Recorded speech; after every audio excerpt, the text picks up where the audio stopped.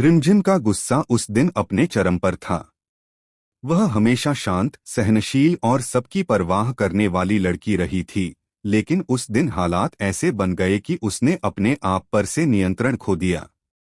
जैसे ही उसने देखा कि समीर गुस्से में अंधा होकर राजवीर पर बंदूक तान चुका है, उसके अंदर का डर, चिंता और गुस्सा सब एक साथ बाहर आ गया।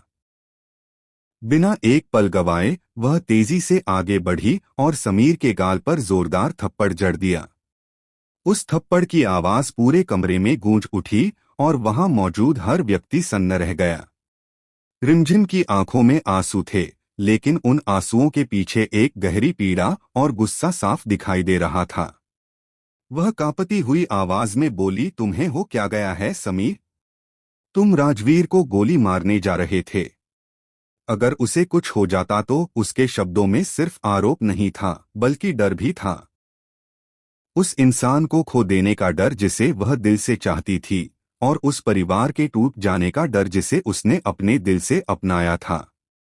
कमरे का माहौल एकदम ठहर गया। किसी को समझ नहीं आ रहा था कि अभी क्या हुआ।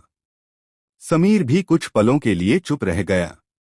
उसकी आंखों में गुस्से की जगह अब एक अजीब सी शून्यता आ गई थी, जैसे उसे अपने किए का एहसास हो रहा हो।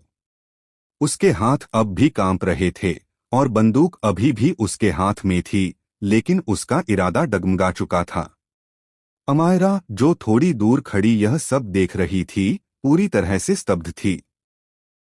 उसे यकीन ही नहीं हो रहा था कि रिमझिम ने समीर को थप्पड़ मार दिया। वहीं प्रेम बुआसा आगे आई और दुखी होकर बोली, रिमझिम, ये तुमने क्या कर दिया?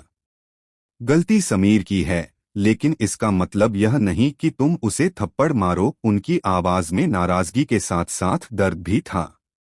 लेकिन उस समय रिमझिम को किसी की परवाह नहीं थी। उसकी नजर सिर्फ उस खतरे पर थी जो कुछ ही सेकंड पहले एक भयानक हादसे में बदल सकता था।